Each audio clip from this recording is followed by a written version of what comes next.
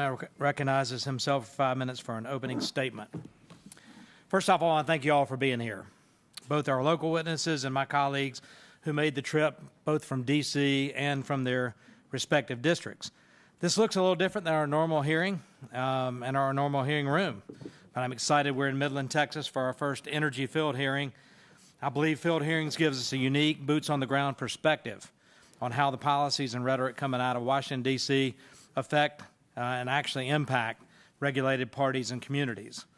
We unfortunately have an administration that's taken a whole-of-government approach to wage war on American energy production. President Biden has repeatedly promised to phase the industry out of existence and has followed through by creating uncertainty and issuing regulations to make energy harder to produce, more expensive for consumers. The Rush to Green agenda has also compromised our energy security, making us more reliant on our adversaries for sources of energy. 2 years ago, America was energy dominant for the first time since 1952. In 2019, we became the #1 oil and gas producer in the world. This drove down the cost for consumers at home, benefited our allies abroad by providing supply as an alternative to Russia and to OPEC. Much of this success is owed to the innovation and entrepreneurial spirit of the shale revolution created by hydraulic fracturing in the production of both oil and natural gas, something this community knows better than most. Energy and Commerce Republicans have solutions to build off of the success of the shale revolution and get us back to energy dominance. We have a series of bills that aim to unleash innovation by creating regulatory certainty and encouraging long-term investment. This is in sharp contrast to the Biden administration and congressional Democrats who want to make oil and gas production impossible. For the United States, we produce oil and gas cleaner and safer than nearly anywhere in the world, and we need policies to reflect this reality instead of ones that undercut our success. We need to unleash more American energy. So I'm looking forward to the hearing, looking forward to hearing the perspective of our witnesses today, the ones who really understand the impact that the industry has on communities like Midland. I also like to thank Chair Rogers for holding this hearing and my colleague, Congressman Pfluger, for hosting us here in his district. I'd like to yield the remaining of my time, balance my time, to Mr. Pfluger for some opening remarks.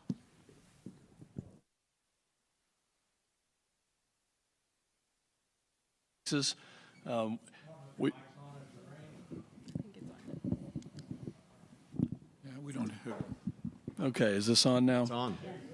I'd like to thank the entire committee for making the trip here. We obviously had a little bit of air travel difficulty and are glad to be here. We'll have some more of our colleagues joining us. But Midland, Texas, Odessa, Texas, the Permian Basin is where our nation's energy debates should take place. I'm excited to have a bipartisan group of congressmen and women here and that our community gets to showcase how the Permian Basin and those in the audience today are indispensable to America's economic and national security. Under Chair Rogers' leadership, this committee is committed to engaging with local communities to understand the challenges that American people are facing today, many of which have been inflicted by this current administration. Thankfully, this city anchors the most important region that is poised to solve many of the critical issues facing our nation and our world. If you listen to the White House, oil-producing regions are greedy and unpatriotic, but nothing could be further from the truth as we look out into the crowd today. The story of the Permian Basin is one of innovation. It's one of unending entrepreneurial spirit and community. In fact, Permian producers have a long history of rising to the occasion. Extraordinary cooperation between the U.S. government and American oil companies is what helped win World War II, as Permian crude literally fueled General Patton's infiltration of the German border and eventually the defeat of Hitler. It is often quipped that that war was won inch by inch, and that's true. The U.S. launched two incredible pipeline construction projects, the Big Inch and the Little Big Inch. And the inch lines delivered more than 500,000 barrels of Permian oil a day to the Northeast, and they were incredibly successful in safeguarding the precious commodity from U-boat attacks. Those pipelines are still in use today. Again, in 2008, another engineering feat allowed Permian producers to rise to the occasion when hydraulic fracturing and horizontal drilling enabled the U.S. to significantly increase production of oil and natural gas in what is known as the shale revolution. This put OPEC on its heels. It established U.S. as the energy dominant country in the world. It gave us an indispensable tool for national security. In 10 years, production in the Permian has grown from well under 1 million barrels a day to over 5.5 million barrels presently. That is 40+% of total U.S. production and 7% of the world production. Just like it did throughout World War II, the Permian Basin is doing its part to make this country energy secure. It's also helping our allies around the world. You cannot understand U.S. energy dominance without visiting the Permian Basin. I'm incredibly proud to show off my district, to have the conversation here, and to talk about the importance of delivering affordable, reliable, secure energy, not just to Americans, but around the world. With that, I yield back, Mr. Chairman. I thank the gentleman for having us and for your comments. I now recognize Mr. Peters from California for 5 minutes. Thank you, Mr. Chairman. I want to say it's great to be back in West Texas. Thank you, Mr. Pfluger, for having us. Mr. Pfluger does a wonderful job representing you all and advocating for you in Washington, D.C. He might think that it's a credit to him that he got such a big crowd, but I think it's because folks heard there might be a Democrat and they wanted to see it. It's a pretty rare commodity in these parts, I understand. On my previous trips, I have visited Houston, Midland, and Lubbock and learned about the oil and gas industry and local communities. I got a tour from Pioneer of fracking and some drilling. I came away with an understanding of how this industry is not just an economic feature of Texas, but a cultural one. And today, and I met people whose families have been working in energy for generations. It's hard, honest work. They're proud of it. And today, I'm excited to continue our dialogue. To start, I want to say that this country has never solved any great problem, whether it's sending men to the moon or winning a world war or beating back a pandemic, without the participation of both political parties. And in Congress, I have 3 energy priorities that I think are ripe for bipartisan cooperation right now. First, permitting reform.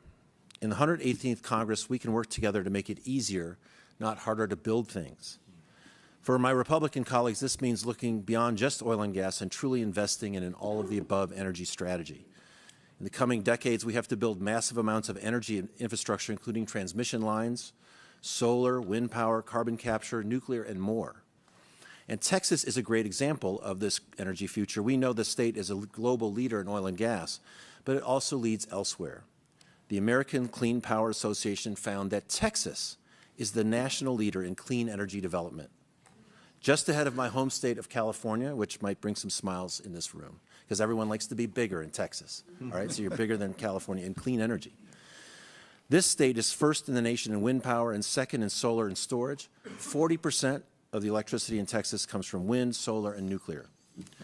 We can learn valuable lessons from Texas and admit that picking technology winners and losers is a failed strategy, whether you're focused solely on natural gas in Texas or solar power in California. On permitting reform, my Democratic colleagues have to accept that environmental laws written in the 1970s, primarily to stop bad projects, can and should be updated to meet the environmental challenges of today, and we can work together to speed up our processes without sacrificing environmental outcomes. My second priority is making our energy system cleaner. We all agree that oil and gas isn't going away anytime soon. We also can agree that making U.S. oil and gas production cleaner is good for the economy and the environment. For the oil and gas industry, the focus must be on methane, a superpollutant more potent and harmful than CO2. Last year, Democrats passed the Inflation Reduction Act, which included billions of dollars to monitor and reduce methane emissions at oil and gas facilities. This money can help address the methane problem without breaking the bank for companies. And I'd love to work with you to make sure that this money is spent effectively in California to help your producers make this advance. Third, I want to talk about advanced energy technologies. The United States should lead the world in developing and exporting technologies like carbon capture, geothermal, direct air capture, and advanced nuclear. The U.S. oil and gas industry can help develop carbon capture and carbon removal because they have the knowledge, labor force, and capital to take these technologies from good ideas to large-scale deployment. We can clean up our domestic energy production and help the world do the same, positioning the United States and Texas, parenthetically, as a global energy and climate leader. It's wonderful to be with you today, and I yield back. I thank the gentleman. Now it's my pleasure to recognize the chair of the full Committee on Energy and Commerce, Ms. McMorris-Rodgers, for 5 minutes for an opening statement. Thank you, Chairman Duncan, and a big thank you to Congressman Pfluger. for organizing, helping organize this field hearing today. We're really excited to be here in Midland for the first field hearing of the House Energy and Commerce Committee for the 118th Congress, and Congressman Pfluger is the first member representing the Permian Basin to serve on the best committee on Capitol Hill, the Energy and Commerce Committee. But this is really important to all the members that are here. Thank you for being here, and we're looking forward to the discussion today. Thank you for the witnesses also. Our primary energy objective is to ensure reliable, secure, and affordable delivery of energy to Americans, to their homes, to their businesses, the grocery store, and everywhere in between. We must build upon our nation's diverse and abundant natural resources to create more secure supplies and more dependable power. And we must work to develop a predictable regulatory landscape, one that unleashes America's unmatched genius for innovation and technological leadership. While we've examined solutions in our hearing room in Washington, D.C. to secure our energy future, here today in Texas, we get to see where it all begins in places like the Permian Basin. It begins with the workers, the families, and all the people living and working in energy-producing communities like Midland and so many others, large and small, all across this nation. We cannot achieve a more secure energy future, create more jobs, and increase affordability without the people who do the work and take the risk to produce American energy. Today's hearing will shed light on the benefits of energy production at the local and state level, and it should serve as a reminder of how American energy expansion helps communities across our country and how we can change the regulatory environment to speed up this expansion. America is a diverse nation, blessed with abundant natural resources, and we must be responsible stewards of those resources to ensure our communities flourish. Different areas of the country have different advantages, and the one-size-fits-all top-down approach is not the way to go. For instance, I come from Washington State. The Pacific Northwest has abundant hydropower. The Marcellus Shale has helped make the U.S. the world leader in natural gas production. Wyoming has the potential to provide uranium to power advanced nuclear reactors across the country. And the Permian Basin, where we are today, has made us the world leader in oil and natural gas production. And August has impressed upon me that it's the hardworking people and the ingenuity of the people that have made this happen in the Permian Basin, bringing tremendous benefits in terms of economic opportunity and tax revenues for local schools and communities. Last year, the Texas oil and gas industry paid nearly $25 billion in local and state taxes and royalties to support schools, infrastructure, and local services. It's almost double what it was 5 years ago. Permian Basin operations represent a major portion of these revenues. Unfortunately, this administration has signaled repeatedly their intention to reduce oil and gas production in coming years. Today, we'll hear from witnesses on what this would mean for communities like Midland. Lost jobs, lost revenues, and lost livelihoods. I'd like to join my colleagues in thanking Midland Mayor Lori Blanc. You sit at the intersection of energy, economic development, and the needs and concerns of our families, those who live here in Midland. You and Mr. Carrasco, the Midland Hispanic Chamber of Commerce, both have unique perspectives on the challenges facing small businesses, including surging energy costs.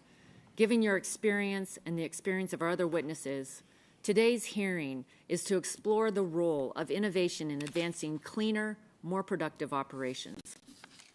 Allowing businesses the freedom to experiment is fundamental to innovation. We saw this with the shale revolution, where entrepreneurs found a more efficient, effective, and cleaner way to produce oil and gas, giving new life to old wells and opening up new opportunities to produce American energy. And we did this with some of the highest environmental and labor standards in the world.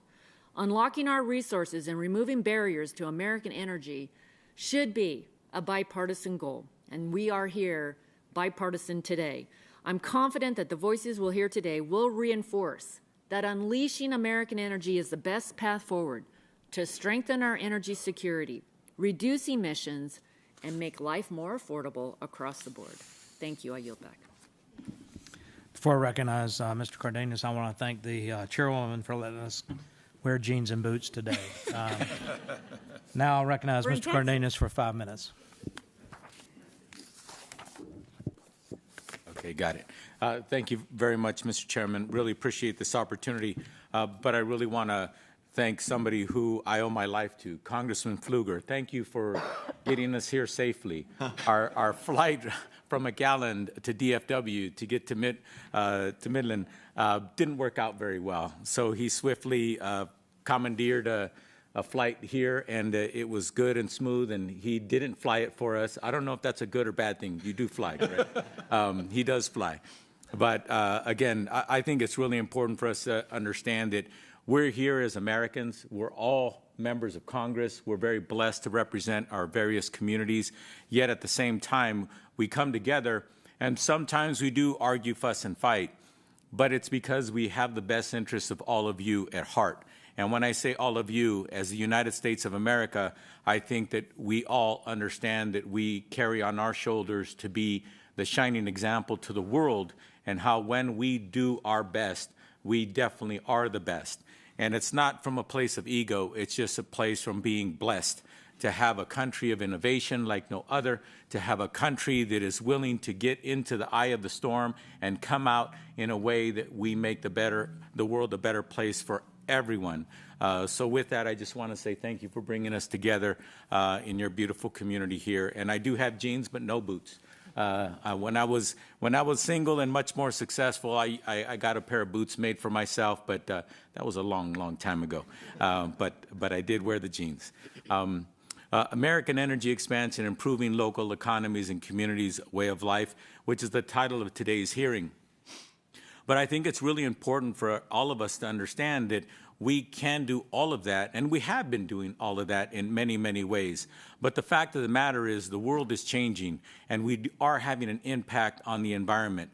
And we must move forward in a way where we can actually have it all, and we can. But that means we have to be looking at all energy opportunities. And as was mentioned by my colleague from California, Texas is doing it bigger than better in many ways with many different energy sources.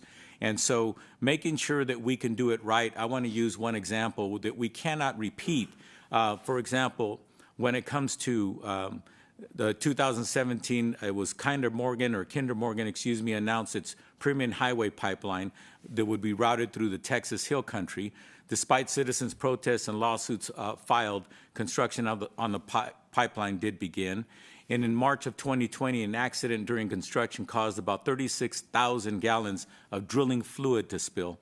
It contaminated the groundwater, which local families depended on, and the drinking water source that they depended on as well. And it had lead hazardous materials in the drilling fluid, and it was regarded as a carcinogenic to humans. Contaminating the drinking water is something, like I said, we can do things right. And we have to make sure that we hold everyone accountable to do it right and to actually finish the job in a way that doesn't leave behind any catastrophe or anything that would actually cause harm to our communities. As the title of this hearing is, Way of Life.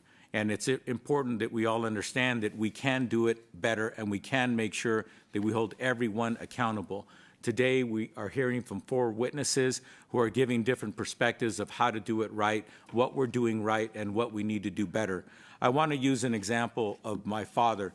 I'm the youngest of 11, and my father came from Mexico, and he spoke very little English, and he was a man of very few words. And one day, I asked him what it was like. I don't remember why I asked him this question. I must have been watching TV, and there was some crop dusting going on over the fields. And my father started in this country as a farm worker. He only had a first-grade education.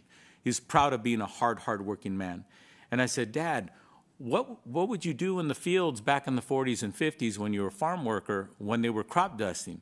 He said, son, we just put a rag over our face and we just kept working. Well, obviously, that's not good for the people working in the fields. It's not good to have practices. Today, we know better. We know how to do things better. Science has brought us a long way. We have practices that we should be practicing that we used to do in the past that we shouldn't be doing today. No one should be subjected to that kind of environment in the workplace. And so what I'm here to say is that we want to come together and make sure that the United States continues to be the leader. and also the shining light for the rest of the world to make sure that tomorrow is better than today. And I have grandchildren. I was just looking at their pictures a few minutes ago that was sent to me, and I want their world to be good and better than it was when we got here. So with that, my time has expired, Mr. Chairman. Really appreciate this opportunity, and thank you so much. I yield back. I thank the gentleman, and we now conclude with member opening statements. There are other members coming due to the flight delays. They will get here when they get here, and will participate at that point. Chair would like to remind members that pursuant to the committee rules, all members' opening statements will be made part of the record. I want to thank all the witnesses for being here today and taking the time to testify before the subcommittee. Each witness will have an opportunity to give a 5-minute opening statement followed by a round of questions from members. And our witnesses today are the following: the Honorable Lori Blong, Mayor of Midland; Mr. Adrian Carrasco, Chairman of Hispanic Chamber of Commerce; Dr. Michael Zavada, Professor, University of Texas Permian Basin, who is stepping in for the posted witness who was unable to make the hearing; and Mr. Stephen Pruitt, President and CEO of Elevation Resources, Chairman of the Board, Independent Petroleum Association of America. We appreciate you being here, and I'll now recognize Mayor Blong for 5 minutes to give an opening statement. You're recognized. Good afternoon, and thank you, Chairman Duncan and Chairman Rogers, and members of the subcommittee. Thank you to Congressman Pfluger for all of your work in making this happen. We welcome you to Midland, the energy capital of Texas and arguably the energy capital of the United States. We believe that the secure, affordable, reliable, and responsibly produced oil and gas of the Permian Basin is a critical component to promote human flourishing both domestically and abroad. My name is Lori Blong, and I serve as the co-founder and managing partner of Octane Energy, a Midland-based operator. I also have the distinct privilege of serving as the first female mayor of America's energy epicenter, Midland, Texas. Today, the perspective that I hope to share with you is not as a representative of a special interest group or as of a research firm, but instead from the perspective of a small businesswoman, a community leader, a wife, and most importantly, a mother to 3 very spirited West Texas children who are growing up here in the oil patch. I'm a second-generation Midlander, having graduated from high school just a few blocks from where we are now, and I'm also a second-generation member of the oil and gas industry. Mine is a boots-on-the-ground perspective, and I'm deeply conscious that I could see our region and my own business succeed or fail based on the decisions that you make and the policies that you advocate for. Somehow, over the past century, much of the U.S. has begun to think of oil and gas as merely a fuel source for transportation or for heating. And the reality is that these hydrocarbons that we produce are also responsible for creating the highest standard of living of any society in the history of the world. And they're also components in as much as 96% of the products that we use every single day, from pharmaceuticals to clothing and electronics, just to name a few. I'm sure that everybody in this room has a mobile phone in your pocket. And I want you to note that the part of your phone that breaks when you drop it is the part that is not produced from petroleum products. The pipeline and the infrastructure permitting headwinds, the current SEC-driven ESG movement, and the current administration's vow to put an end to fossil fuels are all creating growing market distortions and need to be reversed. These policies prevent individual Americans and American businesses from growing, from creating jobs and the energy security that we otherwise could. Many of the members of this subcommittee have stated that energy security is national security, and I completely agree with that sentiment. We are watching today's newspaper headlines demonstrate how critical these reserves are to the future of our nation. We have the energy we need right here in the Permian Basin to keep American homes warm, to provide electricity to hospitals and schools, and to keep our country and our allies safe. But we must have federal advocacy and support for the energy production that we require. We also need the federal government to change the tone from restriction to proactive partnership with environmental solutions. And we've watched as the federal government has invested our tax dollars into wind and solar energy options, among others. We know that the federal government is doing those things, and we know that we also have technology available that we've identified much of it here in the Permian Basin for beneficial reuse of produced water, that millions of barrels that are being produced every single year as associated byproducts of oil and gas production. If we could get the federal government to partner with us in developing those into scalable, economically viable solutions for produced water in the Midwest and West United States, this would be a game changer. Directly underneath our feet right now where we're sitting, you may not know this, but oil is being produced beneath where you're sitting, about 10,000 feet below ground here, and it's being extracted 2.5 miles south of here on the south side of town. Our Permian advances in science, engineering methods, and processes have yielded the safest, most environmentally responsible barrel of oil in the world. Considering the regulatory framework at the federal and state levels, a barrel of oil in the Permian Basin is the greenest barrel of oil produced in the world. Another tangible benefit that the City of Midland is currently experiencing from oil and gas is record sales tax collection. Much of it is attributed to the activities related to the oil and gas industry. This enables us to provide city services, healthcare, education, and many other things without overburdening property taxpayers. We're providing jobs in Texas to nearly 500,000 people with an average annual income of $115,000. And we're tied for the lowest unemployment rate in the state at 2.4%. An 18-year-old with a commercial driver's license can earn 6 figures a year in Midland, Texas. Not just can, but they do. We have a crucial ingredient to enable flourishing: secure, responsible, reliable, and plentiful American oil and gas. I've heard it said that the last drop of oil on Earth may be produced right here from the Permian Basin because we are innovative, we are hardworking, and we understand how to watch our costs. Today, I ask you to take a stand to enable and empower our people, removing unnecessary headwinds and roadblocks, the American ingenuity and productivity that all Americans, so that we may thrive and flourish. Thank you. Mayor, thank you so much, and I'll now go to Mr. Carrasco for 5 minutes. Good afternoon, Chairman Duncan, Chairwoman Rogers, and members of this committee. I would like to thank you, and it's an honor to be a witness at this hearing that has so much meaning and positive impact in the world. I would like to say a big thank you to Congressman Pfluger for his leadership, service, and dedication to our district. I am Adrian Carrasco. I am the chairman of the board of directors of the Midland Hispanic Chamber of Commerce, president and owner of Premier Energy Services, and board of trustee of Midland Community College. The MHCC has over 30+ years of advocating, partnering, and supporting small minority businesses in Midland County. When I say minority, it's not just color, it is women-owned businesses and veteran-owned businesses. As many organizations suffered during COVID, the MHCC did as well.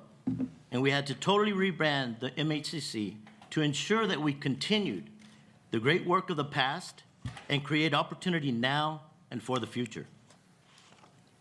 The mission of the MHCC is to successfully lead, develop, and advocate for our members while encouraging the advancement, economic growth, and social development of the Hispanic and minority community. The MHCC provides commerce opportunities through quality of education, quality of business, quality of jobs, and quality of life.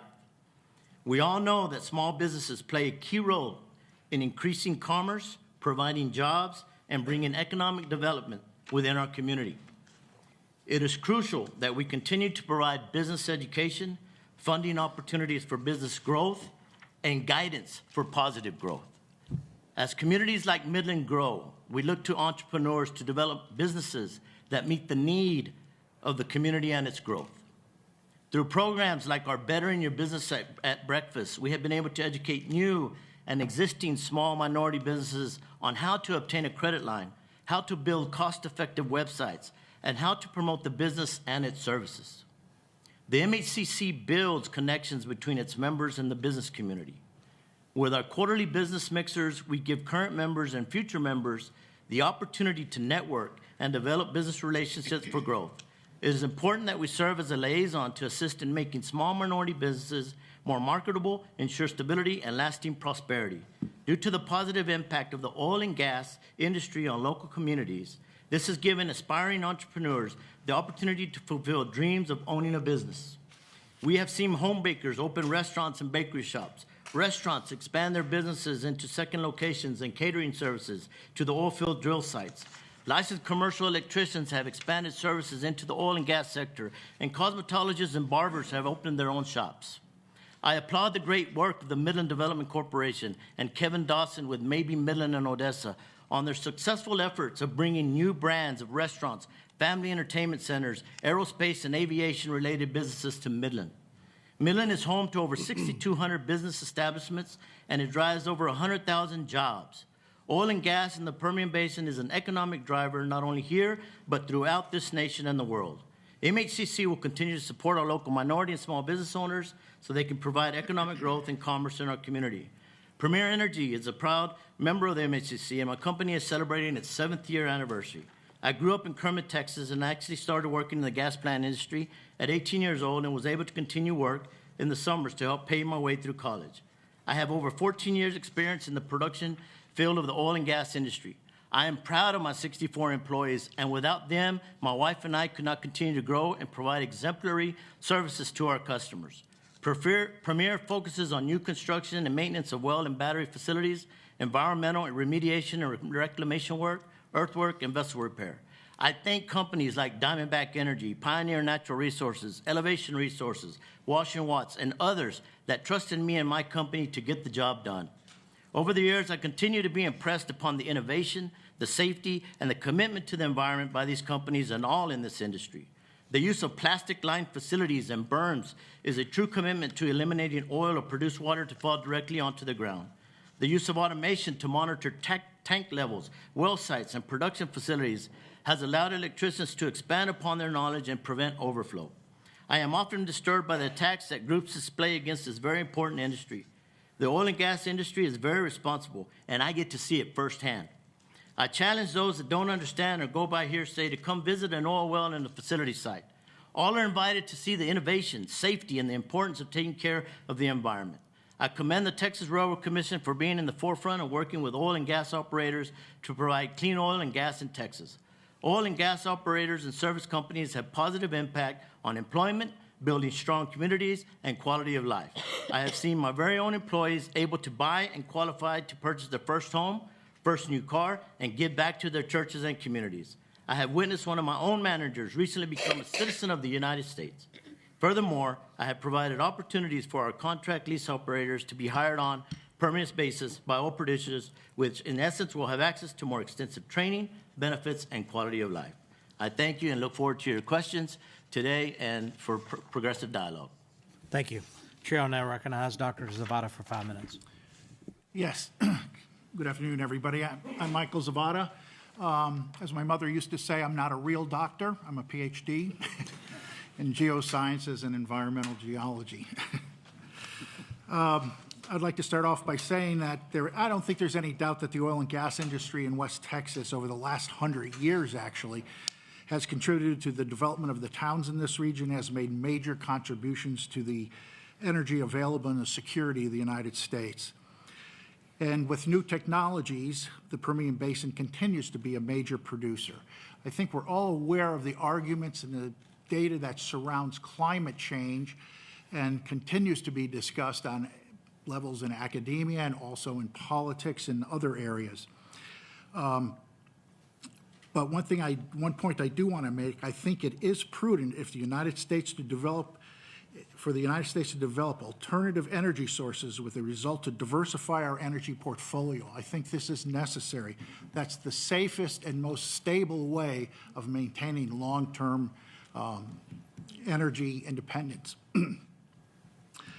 But we shouldn't make any one form of energy excessively important. I think this is the most strategic way to protect the energy grid and is a good strategic move in the world, in a hostile world. The Permian Basin, known for its supplying a major portion of America's energy, will remain so in any new paradigm that's emerging for the future. And that'll be at least for the next 50 years. It is no secret that West Texas is also an ideal environment for the production of alternative energy, solar, wind, hydrogen fuels, among others. I believe if rational and cooperative investment in the development of all forms of alternative energy will not only diversify our energy portfolio, but continue the long-term tradition of West Texas as the major source of America's energy needs. And will also help our towns that rely heavily on oil right now transition to a new paradigm. I think to develop, I do have some suggestions to develop a sustainable plan for the communities in this region.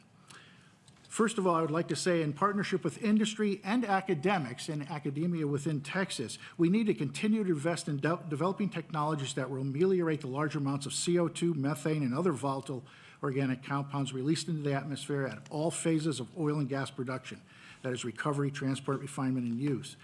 Industry and academics are already engaged in efforts, not in an adversarial way, but in a cooperative way, to remediate some of the environmental issues. For instance, as have already been mentioned, carbon capture, utilization, sequestration, hydrogen fuels, and fuel cell technologies. Industry is also partnering with academics to explore ways of cleaner produced water to minimize the needs for injection wells and to minimize low-grade earthquake damage. All of these efforts by industry and academics need to be consistently invested in as long as fossil fuels remain the primary energy source, and they will. I think any projections of 10 years or any time like that is just unreasonable. And we have to get a level head about how this transition will actually occur, and that we should keep all of the components of it. It shouldn't be at the expense of any one component. Okay, so here's one of the suggestions. Here's another suggestion. Because of the nature and rise of fall price of a barrel of oil, many towns in West Texas that are only dependent on the industry take on characteristics of a boom and bust economy and woefully lag behind communities in other parts of Texas and the United States that have more diverse and reliable tax base.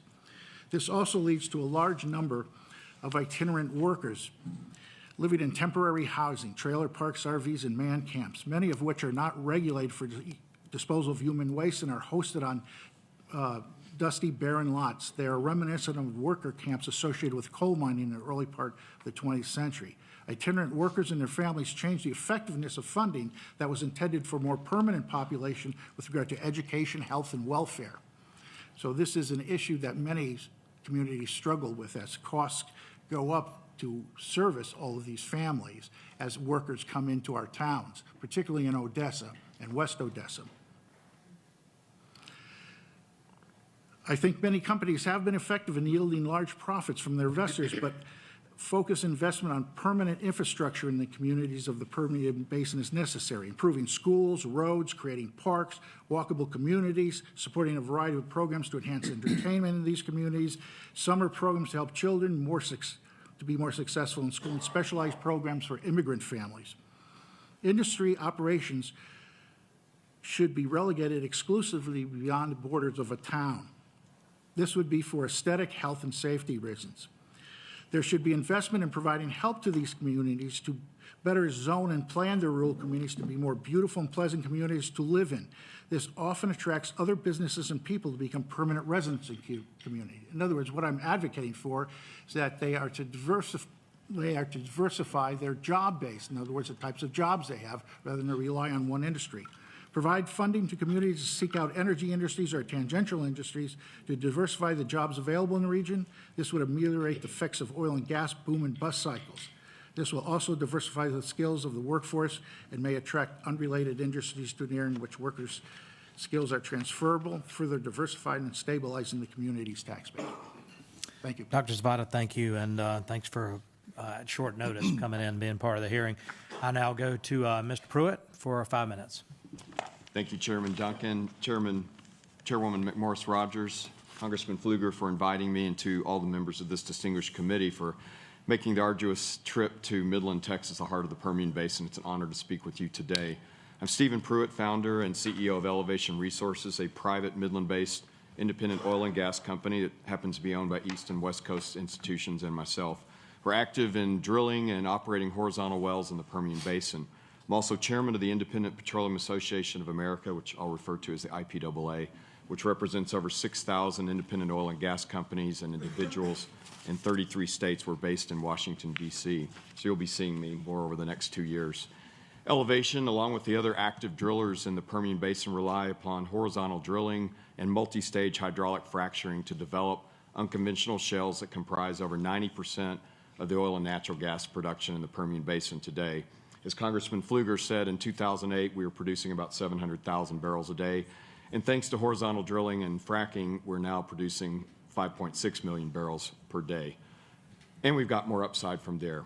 I'm going to discuss three factors that affect and limit the growth of U.S. natural gas production, U.S. oil and gas production. That is the impact of regulatory uncertainty, permitting delays, and labor and supply chain shortages. So regulatory uncertainty has constrained capital formation and the reinvestment of cash flows needed to increase U.S. oil and gas production. As a result of the COVID-induced oil and gas price collapse, over 300 oil and gas companies and oilfield service companies filed for bankruptcy protection, and many ceased operations permanently. The universe of investors who will invest in oil and gas companies is dramatically smaller than a few years ago due to ESG concerns and financial losses. The number of banks loaning money to oil and gas companies is half what it was 5 years ago due to loan losses and ESG mandates from their investors. The EPA is drafting rules for Quad O, B, and C implementation, which dictates the equipment and practices we use to manage and reduce emissions. The EPA is in the rulemaking process for the Inflation Reduction Act methane fee, which is ambiguous and gives the EPA a license to tax our industry as they see fit.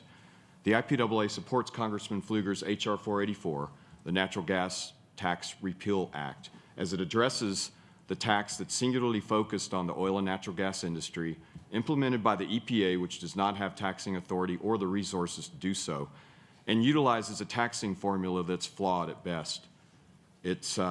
We believe that much of this language was drafted by environmental firms that really know nothing about our business. Rest assured, Elevation and our peers have made and continue to make substantial investments in methane recovery. All of our operations are closed systems. We've also invested in emissions monitoring and reduction technologies ahead of the EPA rules. Oil and gas producers utilizing these technologies produce the lowest emission oil and gas in the world here in the Permian Basin. IPAA also supports Chairman Duncan's H.R. 150, Protecting American Energy Production Act. State regulatory bodies have been delegated primacy from the EPA, and in Texas, we believe the Railroad Commission and TCEQ are best informed and best staffed to regulate oil and natural gas operators in their respective states. Giving the President authority to shut down hydraulic fracturing is akin to killing the shale revolution, which is responsible for growth in U.S. oil production from 5 million barrels a day in 2008 to 12.3 million barrels a day presently. And natural gas production has increased from 56 billion cubic feet a day in 2008 to over 100 BCF today, which has been an economic engine for our country and, as Congressman Pfluger reminds us, for our allies in providing cheap, reliable energy. Permitting delays for infrastructure development limits growth in U.S. oil and gas production. Without pipelines, processing plants, export terminals, oil and gas production in the U.S. will not grow as we need markets for our product. Examples include the permitting of reactivating the Freeport LNG export facility, which is 20% of LNG exports over 2 BCF a day to our allies in Europe. And there's other LNG export terminals waiting on years for FERC approvals. Permitting natural gas pipelines serving the Northeast, where power generators are still burning coal, and homes and businesses still burn heating oil and import LNG from abroad, not from the U.S. Gulf Coast, due to the Jones Act. That needs to be fixed. And leasing federal land does not translate into drillable locations, as many other permits and easements are needed. There's the BLM in Carlsbad, New Mexico, sitting on stacks of permits that are needed because a well's not going to be drilled if they can't get product to market. Finally, labor and supply chain constraints have not been aided by the Biden administration's negative messaging. Further, the oil industry is aging. My generation's approaching retirement, setting our industry up for the great crew change. However, there are not enough young people to replace my generation in the oil industry. Over the last 2 years, the oil fields experienced 15% wage inflation if you can find the qualified workers. We've also experienced months-long delay in completing and repairing wells due to manpower and equipment shortages. Drilling and completion costs for my company are up 40%, and we still have escalating costs for steel, labor, while we have very weak natural gas prices because we don't have adequate pipeline capacity. To reduce uncertainty and improve the investment climate needed to grow U.S. oil and gas production, we need Congress to provide oversight of the EPA, the Department of Interior, the FERC, and the SEC as it relates to regulations affecting the oil and natural gas industry. Thank you very much. Well, I want to thank the gentleman, and we now have finished up the opening statements portion. Other members are very, very close. I hate that they didn't get the benefit of, don't start my clock yet, of your testimony. And I hate they're not going to get the benefit of my excellent questioning of you. But now I recognize myself for 5 minutes for questioning. You know, when I looked at the title of this hearing, American Energy Expansion, Improving Local Economies and Communities' Way of Life, I thought about all the time I spent in the state of Louisiana. Now, I'm honorary Texan, thanks to Governor Abbott, and it's great to be in West Texas. When I've spent time in Louisiana, from Lafayette to New Iberia to Thibodaux to Houma on down to Port Fourchon, on the sides of Highway 90, 4-lane highway, there is business after business after business after business after business after business after business after business after business that are somehow involved in supporting energy production offshore. It could be HVA servicing, it could be food services, it could be transportation, it could be, drilling mud, it could be supply vessels, it could be casing, it could be all the downhole widgets that make energy production possible offshore. Guess what I saw last night when I drove from the airport in Midland to the hotel across the street? On I-20 business, I guess is what it's called, Mayor, business after business after business after business after business after business after business that supports the energy production that happens in the Permian Basin. That's an impact on the economy. Those are great jobs within those industries that you guys represent. But the workers and the businesses themselves, they join the United Way and the Chamber of Commerce, and they support ball teams at the YMCA, and they go to church and they tithe, and they tip the waitresses, and they eat at local restaurants. Tremendous trickle-down economy within the energy sector, both in Louisiana, Oklahoma, Texas, and anywhere energy is produced. I saw it firsthand just from a little short drive from Midland Airport to downtown. You know the impact. You know the impact that energy provides. And I think about and I talked with the guys from Pruitt Energy today. When you take a barrel of hydrocarbon, you put it under pressure, God gave us this tremendous ability to figure this out. You put a barrel of hydrocarbon under pressure, and it miraculously separates in all kinds of products during the cracking that we use today, whether it's bottles, and I look around and see all the things that may derive from a barrel of hydrocarbons. It's an amazing substance produced right here in the Permian that makes the lives of people around the world so much better. But this administration's killing this industry. Okay, I appreciate the president saying that we're going to still need oil and gas for a while.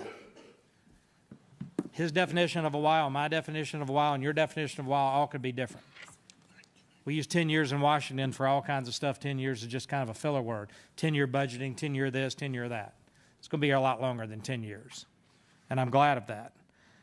But we've got to support the industry and not kill it. So, Mr. Pruitt, you mentioned how regulatory uncertainty and the COVID price collapse, ESG movement are all constraining the capital available to the industry. Can you explain how the president promising to end oil and gas production in the U.S. impacts your ability to establish long-term investment that's needed? Yes, I'll give you an example. I mentioned we're owned by East and West Coast institutions through a private equity fund. And when our bank held a gun to our head and said, you need some additional equity or we won't extend your credit agreement, and if you don't put in the money, the alternative is you won't drill anymore, you're going to blow it down, and we'll own your cash flows. And it was a major bank. We went to our primary investor, even though we're 10 years old, we're way beyond the period in which they should be investing money. We're surviving on our own cash flow. So we went out to our 20 or so investors, and two of the largest, and they're household names, one is the largest money manager in the world, said, not only are we not going to invest, we're going to sell our shares back to the company. And we negotiated a price, and they went on their way, which was fine. Actually, it was fantastic because we managed to scrape together the money between myself, our CFO, and our primary investor.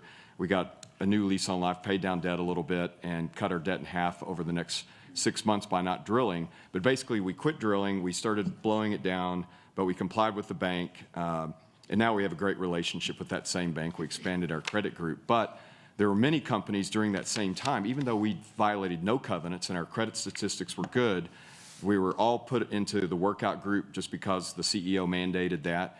And they were basically telling us, we're going to dictate your budget. You can't drill. We own your cash flows. And that was a dark place to be. But fortunately, we got price recovery. The industry has healed, those of us who survived that dip. But in the meantime, the number of banks that would even consider loaning money shrunk. And most of our banks said, we have a mandate from the top not to advance any more capital than what we've already committed to you. So it's a whole new game. So from that experience, my peers and I are all knowing we have to survive on our own cash flow. We can't rely on the banks. We can't rely on getting external money. The number of private equity firms has dropped from 30 or something to probably 5 or 6 that can actually raise capital. And it's just a new world. So while we're not public, I mean, the publics are all saying we're going to reinvest 30% of our cash flow. The rest will go to share buybacks and dividends because that's what their investors want. But it's the same for private companies. We now need to provide dividends, and that will fundamentally limit the ability of Permian Basin and U.S. oil companies to grow. My time's expiring, so I want to thank you for that. I look forward to the other congressman's comments and the questions you guys and talk about the impact on the economy and the government and that area. I'm going to go to Mr. Peters from California for 5 minutes.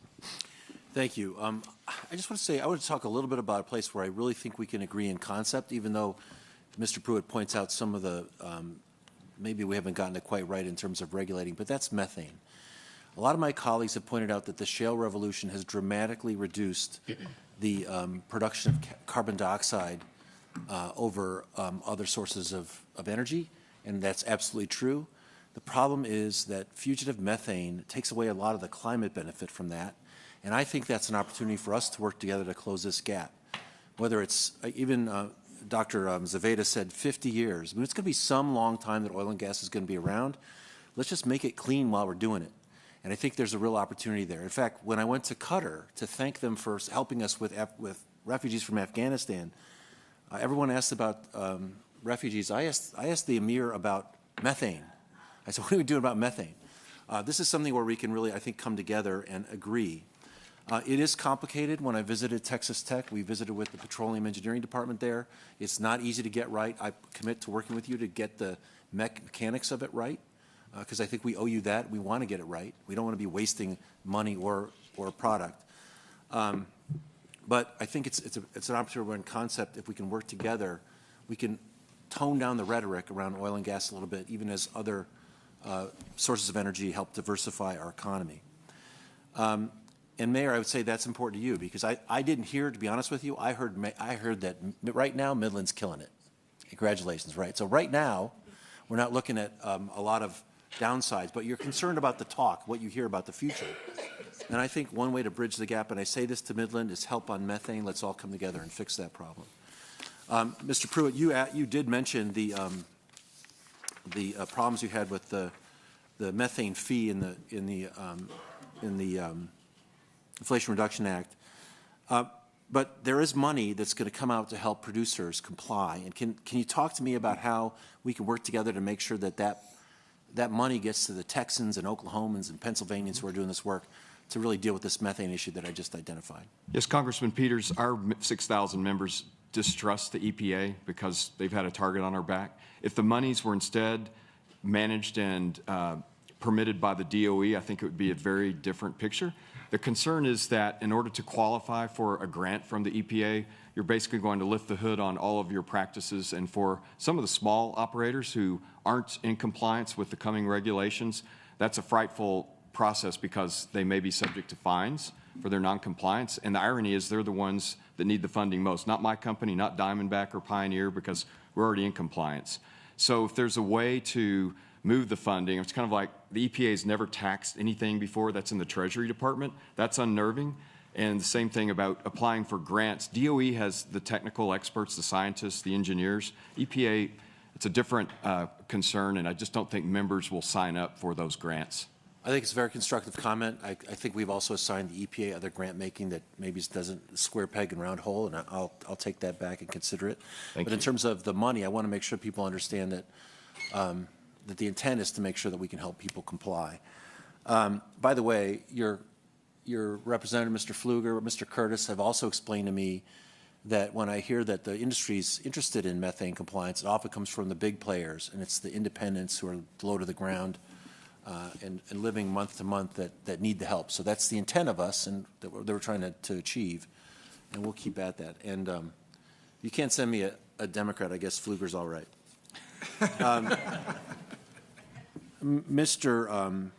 I'm sorry, I want to ask the mayor. The region's been effective at both producing large amounts of oil and natural gas and welcoming new technologies like solar and wind. How would you like policymakers to better communicate on energy policy so that we embrace this all of the above thing without pitting one against the other? What would you like to hear out of D.C.? What would sound good to Midland on that score? I think that the perception here and perhaps the reality is that we've picked winners and losers in certain cases because we've given we've given benefits to solar and wind that we've not afforded to oil and gas. And so we're faced with restrictions, we're faced with regulatory headwinds, and with permitting issues that are making things harder for us to move forward. And so I think that pulling back on some of those headwinds that we face would go a long way. Most of the folks in oil and gas don't really have a bone to pick with solar and wind development, as long as it's an level playing field. You're going to hear 10 more seconds from a Democrat in this whole hearing, so let me just say this. I believe in subsidizing and researching from the federal government as things get started. I think your comment is legitimate as those industries mature. I think right now I'm concentrating on investing in things that are new, like carbon capture and direct air capture and things that need help. I will take that comment as well as constructive. And again, thank you all for having us in Midland. I love visiting here. I still have to explain what chicken fried steak is, but I enjoy it when I get it. So I yield back. That's good. Where are we getting chicken fried steak? Because I'm in. Okay. Yeah, you just drive north into the Panhandle. You'll see all the windmills you want. They were a lot of them subsidized by the federal government, at least initially. I'll now go to the full committee chair, Ms. Morris-Rogers, 5 minutes. Thank you, Mr. Chairman. Again, just a big thank you to all the witnesses and everyone for being here today. It's great to be in the energy capital, as you labeled it or called it. You know, and in America, we often celebrate American ingenuity and creativity and what it has meant for us in so many different fields, sectors where we've led the world. And the result of that has been America has done more to lift people out of poverty, raise the standard of living, more than any other nation in the history of the world. And energy is foundational to all of that. You can't do anything without energy. It is our economy, it's our way of life, it's our national security. And I think at a hearing like this, I'm reminded of just how foundational energy is. And we truly do need the all of the above approach. The fact is, America has been leading. And right here, you know, the numbers Mr. Pruitt was sharing about just the increase in production, energy production, because of new technology in Midland has had a tremendous impact here in this community, impacting a lot of people's lives. And I just wanted to have you talk a little bit more about that. But it's what we need to make sure that we continue to focus on is that all of the above approach and continue to advance the new technologies, the innovations, the research that's going to ensure that we lead. And so to the mayor, I just wanted to have you speak a little bit more about what you've seen in Midland since I guess it was 2005, 600% increase in production, oil production here. And just the impact that that's having as far as on the city, your ability to provide for people, on individuals that live here, citizens, your way of life. Well, thank you. One of the things, you know, I'm recently elected, and so I did polling in the fall, so I have fresh information on some of the biggest concerns for our community. And the number one polling issue in our community is education, and number two is healthcare. And so when we look at the things that are really being impacted by this, it's really the population growth that we've seen, and also some state level issues that are really not yours to deal with recapture and other things here in the state of Texas. But education here in Midland is our number one concern. And all of these families that are coming in here, workers at all different levels, are bringing kids with them. Our average age in Midland, Texas right now is 31 years old, and our largest group of population is ages 0 to 4. And so we have this dynamic in Midland of extremely young population, folks that care a lot about getting good education for our kids. And so that is probably the single most significant impact. But we also see other things, housing, affordable housing, and the booms and bust cycles that were referenced, and some of the man camps and the things that are associated with that. So there are concerns that we're facing because of rapid population growth and the development of oil and gas. Does it mean more revenue also to the city? It absolutely means more revenue. And so on the positive side, we're collecting more tax revenue than we've ever seen, especially on sales tax, but also our tax basis for ad valorem tax is higher than it's ever been. And so that's a pro and a con, right? So the folks here are paying a lot in taxes, but we're also collecting that, and we're able to move some things forward. And we see this facility that we're in and other capital campaigns that we've had over the last few years, where we've developed things in Midland to improve upon the community that we have. And so that's been afforded to us because of oil and gas. We also see so much innovation taking place that we export out of the Permian Basin to other basins around the world, technology that was developed here because we have investors that are willing to put their money into it here. They know that we take care of their capital. They know that we're creative, and we have the groups that are able to advance technologies in Midland. And so we're benefiting not just here, but the world because of that.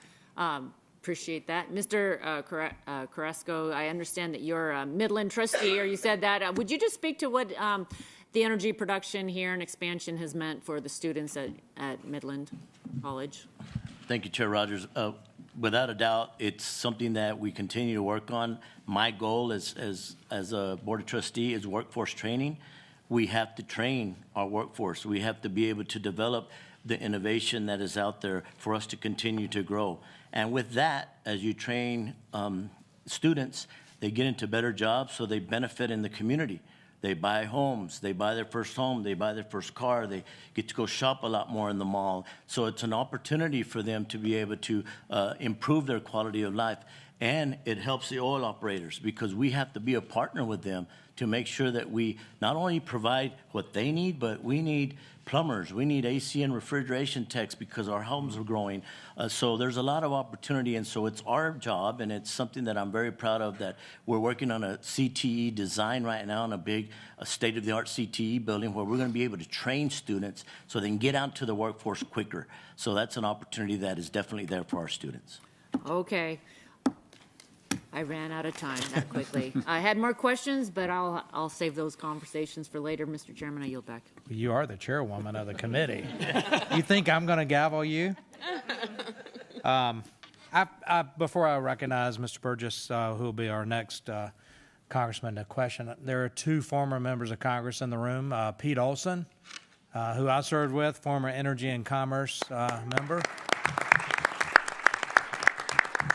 and former Congressman and now Texas Tech Chancellor, Kent Hance, right here in Texas. Welcome, and thank you guys for participating. I'll now go to Mr. Burgess for 5 minutes. Thank you, and thanks to everyone for being here. We were late, and I apologize to you for that, but I just have to share something with you. You have a great congressman in August Pfluger.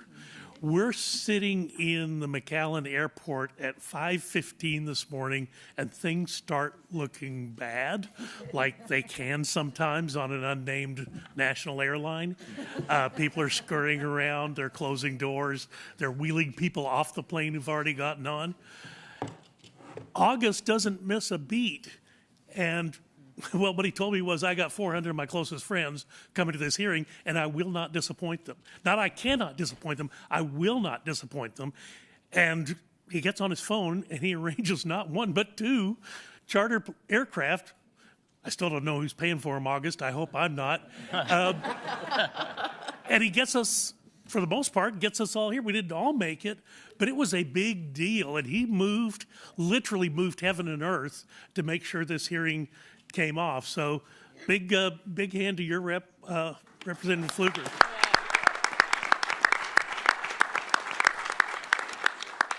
And Madam Mayor, in of course, spending the last 8.5 hours in airports, and I apologize I missed your testimony, but I had a chance to read it, reread it while we were waiting. And you know, we had kind of an interesting start to this Congress. It took us 15 votes to elect a speaker. First time that's happened in 100 years. Ken Hance called me at midnight on one of those nights and said, "What the hell are y'all doing up there?" But in your testimony, 100 years ago, Santa Rita number 1 came online, and that kind of changed, when you talk about education, particularly for our state, I mean, that changed the curve. Can you tell people who may not know about Santa Rita number 1 a little bit about that event? Sure. So it was the first well that really brought on the Permian Basin and changed the trajectory of this region. Before that, we were known as the Midway Station between Fort Worth and El Paso. That's how our name came about. So we became known as Midland, halfway between Fort Worth and El Paso. And whenever we saw Santa Rita number 1 and the development that exploded here quickly thereafter, it's really been an interesting trajectory for our community and for our region, not just for Midland, Texas, but for Odessa and for all of our surrounding communities. And so we have seen the expansion of communities with education, with roads and infrastructure, with workforce training. We have 2 community colleges, one in Odessa and one in Midland, and then we have the University of Texas Permian Basin. And so, so much growth has come in a community largely driven just by oil and gas. And so we have seen some diversification, but for the most part, it was driven by the discovery of this huge basin and the reserves here. And the creation of the Permanent Endowment Fund Yes. for the University of Texas Absolutely. and Texas A&M. Not that those universities are important to me, but they are to other people. Right. The Permian Strategic Partnership is also a big deal here, and you all have worked very hard to promote that. Can you, in a couple of words, just kind of tell us what the Permian Strategic Partnership has meant? So the Permian Strategic Partnership is a collection of 20 companies and several others that are joining, and they have pooled their resources voluntarily to solve some of the greatest issues that we face in our community. And so they're addressing healthcare and workforce training, education, I'm going to miss some, affordable housing and transportation issues, infrastructure related to our region. And they're not just addressing that in Midland, but in the Permian Basin at large. And one of the more exciting things you said is that the technology that is developed here because of the expertise and the investment is exported to other areas, and you all are doing it so well here that the overall carbon footprint of the United States year over year since 2005 has gone down, and it is because of exporting that technology. And Chancellor Hance, I do have to also mention, Representative Peters mentioned the great engineering school you've built out in Lubbock at Texas Tech to create the engineers or to educate the engineers of tomorrow. So that's the sort of stuff that is coming out of West Texas, and the country, the world benefits from that. Mr. Pruitt, let me just ask you, because you spent a lot of time in your testimony talking about, look, the methane problem that Representative Peters addressed is true, it's real, but the longer that gas is stranded here, he calls it fugitive emissions, venting and flaring. All of those are byproducts of the fact that you can't get your product from here to where it ultimately is going to be sold, generating electricity in Dallas or Houston or at an LNG facility off Freeport. So are there things that can be done to hasten that delivery? And Mr. Pruitt, can you answer rather quickly and so we can move on to the next speaker? Yes, it's just permitting reform. We need to replace aging pipelines. Kinder Morgan's pipeline was down for 9 months to California. They needed our gas. We couldn't get it there. So we need to replace our aging pipeline infrastructure. We need the permits to do so. Thank you. But we're going to help you do that. Thank you. Thank you. The chair now recognizes Mr. Wahlberg. Thank you. I think it's on. I see the green light. Thanks for waiting around for us. And again, Representative August Pfluger did a masterful job in getting us here, and I think it showed the desire to make sure that we had a chance to hear from the industry, the community, and the concerns that really assist us all. So thank you for being here. Mr. Carrasco, did I pronounce that right? I wasn't here for your opening statement. That's fair. I read all of your statements, written statements, so I guess I'm up to that. But Mr. Carrasco, I also sit on the Education and Workforce Committee, as well as this committee, and I hear from countless constituents about the challenges that they face in attracting and growing a workforce in these critical industries. How is your community addressing career exploration and workforce training for the oil and gas industry? And secondly, how are you engaging with K-12 as well as post-secondary institutions? And I would add the final point, how are you dealing with parents to get them past the peer pressure of saying Johnny and Susie have to go to a four-year institution when there may be better values for them and a lifelong opportunity? Well, thank you, sir. And without a doubt, I mean, we understand that within our increasing industry, we need workforce training to address your pre-K. We are now in building a pre-K academy that is going to serve the community well of over 280 young students that we're actually going to be able You have to... toy oil wells or something they work with? Yeah, no, we'll be able to accelerate early childhood teachers in a 3-year degree. It's the first bachelor's degree that we have. So we'll be able to fill that void in the education, as Mayor Blanc has talked about. That's a very important piece of ours. Also, the fact that we are starting with our strong dual credit programs, so our seniors, our juniors are able to take dual credit, and we talk to them about careers. We talk to them about, if you don't want to go to a 4-year institution, it's all right. You can be an electrician and make a lot of good money. You can be a welder, you can be a diesel mechanic, and we will train you and we'll put you out into the workforce fast.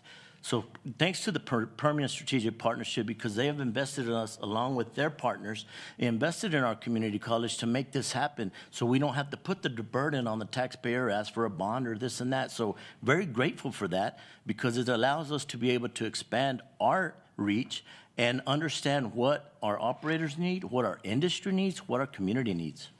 Or student loan debt to follow. Exactly. Many of them. In his State of the Union address last week, President Biden said that we would need fossil fuels for at least another decade. Coming from Michigan, auto industry capital, that idea that we could move past the use of fossil fuels, these essential resources, in 10 years is laughable or cryable.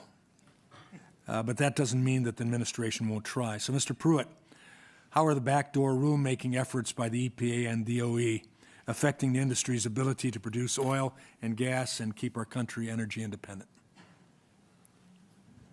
You know, what's frustrating for the IPAA and the industry as a whole is under the Obama administration, the Clinton administration, certainly under Trump and the Bushes, we had a dialogue with the EPA. That is no longer the case. They will not return emails, phone calls. There's no dialogue. On the other hand, I'm on a group with EDF, Environmental Defense Fund, CIRRUS, UT Austin scientists, and the majors, where we're collaborating to look at ways to measure and reduce emissions in the Permian. That's collaborative. It's kind of across the aisle, but the EPA doesn't want to hear from us. They'd rather get their formulas from EDF and others that don't apply and are not calculable. And further, their Subpart W Excel spreadsheet is flawed as it can be, and that's how we're reporting emissions and how we'll be taxed. So it needs to be a lot of help in a dialogue with industry to create something that's implementable and viable. It's really not even a constitutional, or I don't think it'll survive the courts as presently contemplated to implement the methane fee. Okay. Thank you. These rush to green policies by the Biden administration have caused a decrease in investment in traditional energy production. My own Horsehead pump at the end of my cornfield hasn't pumped for 9 months, and very little before that. It pumped long enough to pay for my daughter's wedding. That's about it. That helped. Mayor Blanc, how has the Biden administration's rhetoric around the oil and gas industry impacted communities like yours and these industries that they support? I think the main impact that we see is the lack of access to capital for a lot of our local businesses. And so through the downturn during COVID and following, we saw a lot of businesses suffer and fail in our community. And whenever we are facing the kind of headwinds that we have at a federal level with the rhetoric that's come out of DC, it does not incent people to want to invest in what we're doing. And if he's calling for an end to our industry entirely, it's caused a difficulty for access to capital. So Okay. I think that's the biggest. Thank you. My time has expired. I yield back. I thank the gentleman, and now the chair will go to the vice chairman of the subcommittee on energy, climate, and grid security, Mr. Curtis, for 5 minutes. Thank you, Mr. Duncan. I was also going to compliment our colleague, Mr. Pfluger, but he's not in the room, so I'm not going to waste my time with that. And I would rather give a shout out to my colleague from San Diego, Mr. Peters. I think it's no small thing that you're here today. And I think it's no small thing that you've been to Houston and into many places to understand this from our perspective, and I just really compliment you on that. And I would say to all of us, to the extent that we heed his thoughts about methane, really that helps fossil fuels be viable into the future and helps with the argument that we want to replace our adversaries' foreign fuels with U.S. foreign fuels. So my staff will tell you, Mr. Peters, they'll roll their eyes when I talk about methane because they know that I want to do something. I want to join you in that effort. So thank you for bringing that up today. Mayor Blanc, you and I met just briefly, but we share some things in common. I was a mayor of Provo City, some of the happiest years of my life being a mayor. I think that's a really important position that you hold. And in my congressional role, I too represent many people who derive their income, their livelihoods from oil and gas, and in my case, actually coal as well. And I'd like to focus on a couple of your comments that were in your testimony. You said the messages, virtual signaling, and the rhetoric that have come from the federal level tell us oil and gas is evil, or not on the side of average American or on the side of the care of our environment. And then you made a very, very bold statement. Our Permian advances in science, engineering, methods, and processing have yielded the safest, most environmentally responsible barrel of oil in the world. A barrel of oil produced in the Permian Basin is the greenest barrel of oil produced in the world. And then in your testimony, you used the word vilify. So can you tell me why you and your constituents feel that your way of life are vilified? As to why it's vilified, I'm not sure that I can speak to that, but I would like to address that, absolutely. I think that there's a large lack of understanding in our nation and in our world for what oil and gas professionals really do, and for the care that we give to making sure that we're doing it in the most economically viable but also environmentally friendly way. Our families live here. My children are going to bed at night just not very far away from the closest drilling operation. We can see it from our house, from our street. And so we care a lot about that. We're incented locally to invest our time and our money and our efforts into making sure that we're doing this well. And so I think that's a really important thing to consider. So is it fair, and some of this I'm projecting for my constituents in Utah, is it fair to say that they're disturbed when they hear and they see the shutting down of U.S. fossil fuels here in the United States, and then they hear the messages to Iran, to Venezuela, to Russia to produce more? Yes. Can you just explain how that makes them feel? Well, absolutely. And I think that is, you're exactly right. We're watching a national push to some of these other basins around the world where we do not have friendly relationships with their governments. We know that they don't have our best interests at heart, and they're producing a dirtier barrel of oil than what we are. And so we are able to do the job that the community around us needs us to do, the nation needs us to do, and the world needs us to do, but we're facing our strongest headwinds from our own federal government. So you mentioned you could see the rigs and things like that. You mentioned you're a mother of 3. Can we assume that you care deeply about your children's future and about the earth that they inherit, Yes, and you absolutely. do care about these environmental issues? And not just you, but the people that you represent. And could you speak to that for a minute? I call Utahns the best environmentalists in the world. I don't know about your constituents. Mine hate to be called environmentalists. But can you speak to that for a minute? That's absolutely true. As a mother and as a person who's lived here for, now I'm the 2nd generation, as I said, raising the 3rd generation here in our community. I'll also tell you that some of the oil and gas companies in the Permian Basin are doing more to advance beneficial reuse, water recycling operations, and the technologies associated with that than anyone else anywhere in the world. And so we're advancing those technologies right here. Thank you. Mr. Pruitt, I want to just quickly turn to you. I believe when we go to the year, let's say hypothetically 2050, and we see what energy sources we're really using, there are going to be 4 variables that determine what we'll use: reliability, affordability, safety, and clean. Can you speak for those in the room today? Are you prepared to compete with fossil fuels in all of those, including the clean area, moving forward? Absolutely. Look, we produce into closed systems, as Mayor Blanc said. We're drinking the water from aquifers from which our wells drill through. So we're on that path. I think a big part of the challenge for our industry is having you all here and having people see it to believe it, that we are good stewards of the land. And so I do think, representing thousands of smaller independents, we've got to pull some of the older practices to the modern practices that we employ, since all of our facilities are less than 10 years old.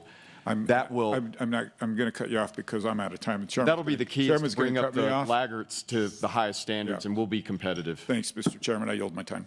I thank the gentleman, and as a football aficionado, I just realized that Midland and Odessa gave us Friday Night Lights, so I want to thank you Very for that. welcome. Yeah. I'm going to skip over Mr. Weber and come back to you and go to Mr. Fluger. It is his area. So, Mr. If I may have just a minute of personal privilege, and then I'll yield Right. back for Mr. Weber's. To both Chairman Duncan, Chairwoman Rogers, thank you for bringing this committee to the heart and soul of energy production here in this country. We're so thankful for your leadership. Not even 1 month into the legislative business, and we're already talking about the most important thing for our economy that underpins our national security.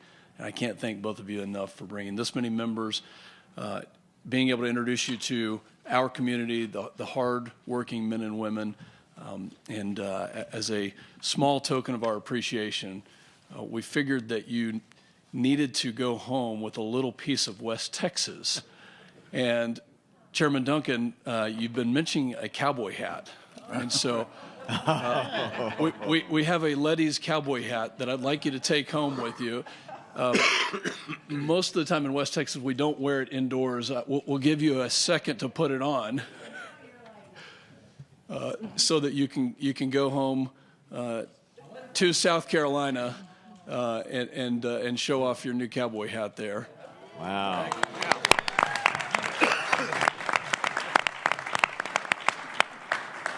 Chairwoman Rogers, we can also do a cowboy hat. However, in West Texas, we've worn spurs for a long time. And as a token of our appreciation for your leadership, we have a spur pendant that we hope that you will wear with pride in Washington and in Washington, D.C., and maybe as a piece of symbolism to spur along our government to do the right thing and put a little bit of reality, some West Texas reality, into Washington, D.C. As long as she doesn't stick the spurs in the committee members. I have a feeling that might happen, but that's okay. We're good with it if you do. Thank you for your leadership, and it's not everybody can see it as much as the cowboy hat. There you go. Oh, it's great.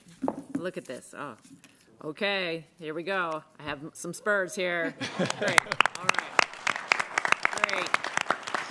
Just. Thank you. I yield back. I apologize that I'm going to have to sneak out now. I have some other commitments I have to get to, another plane to catch.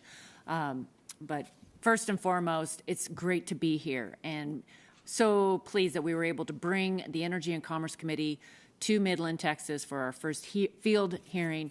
A big thank you to Congressman Fluger for all his help in organizing and putting this all together, but also just know you have a great representative. He's a great voice for you. He represents your community, this industry so well. A strong defender and promoter of American energy and oil and gas production that is driving our leadership on so many different fronts. So it's great to be here. I look forward to coming back again and spending more time with all of you, and just keep up the great work. Keep innovating, keep working hard, keep leading the way, okay? Good to be with you. Awesome. Thank you so much, August. I don't know who wears it better, me or John Dutton, but anyway, now I'll go to Representative Weber for 5 minutes. Boy, that's a hard act to follow, I'll tell you. But I will tell you this. How many members in the crowd remember who E.F. Hutton was? Some of y'all are almost my age. When August speaks, he's like E.F. Hutton. We listen. So give him a hand, will you?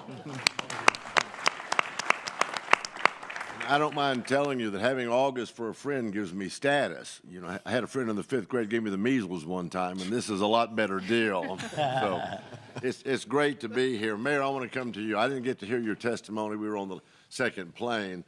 It's exciting what you wrote. I've read most of it and tried to listen and pay attention to everything going on.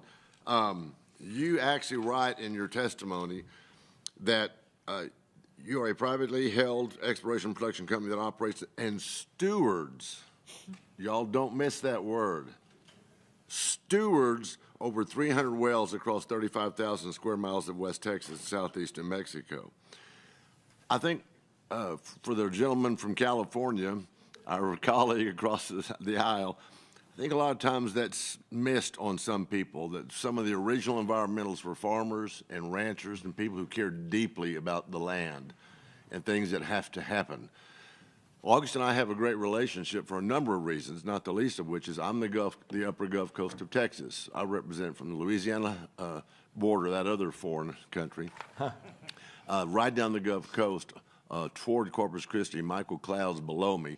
I've got the first three coastal counties. We produce 65% of the nation's jet fuel, 80% of the nation's military-grade fuel, almost 20% of the nation's gas in East of the Rockies. Y'all punch holes in West Texas out here. Now, I'm going to put y'all on the spot again. How many of y'all remember the Beverly Hillbillies show?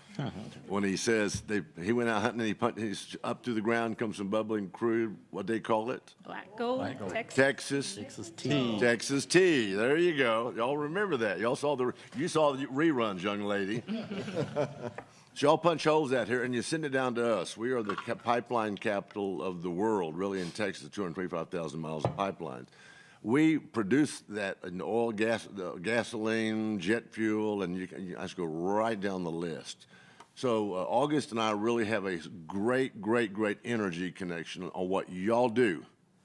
And did I mention that y'all are good stewards of what y'all do? So thank you for that. I want to point out a couple things, then ask a couple of questions.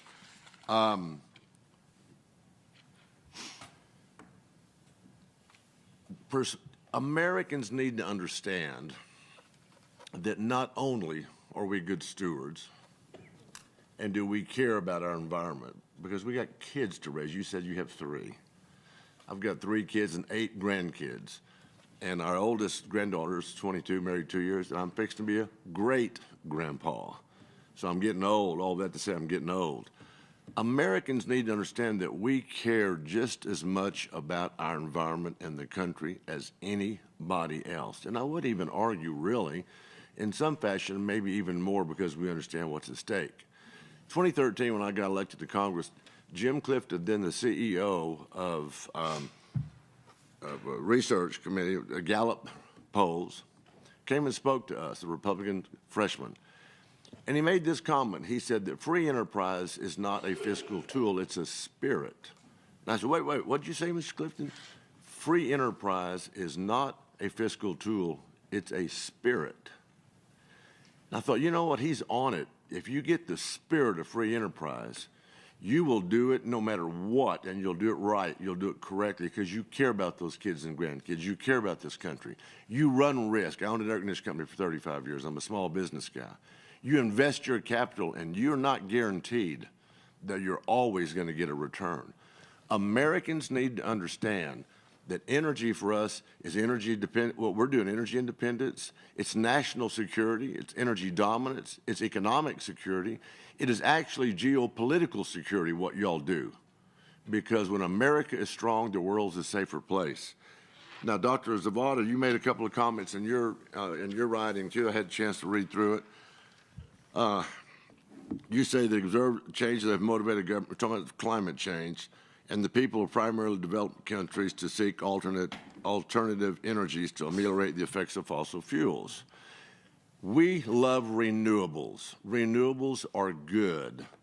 But let me just say this. You know, we went through Winter Storm Uri 2 years ago. Wind, Texas is the #1 wind energy state, 20% of our energy, 5% of solar panels. We found this out. Renewables cannot be the leading actor in this movie. They can play a supporting role. Back to John Dutton's. Where'd my John Dutton friend go? What y'all do is important. I hope y'all understand that. I hope you understand that we care about our environment.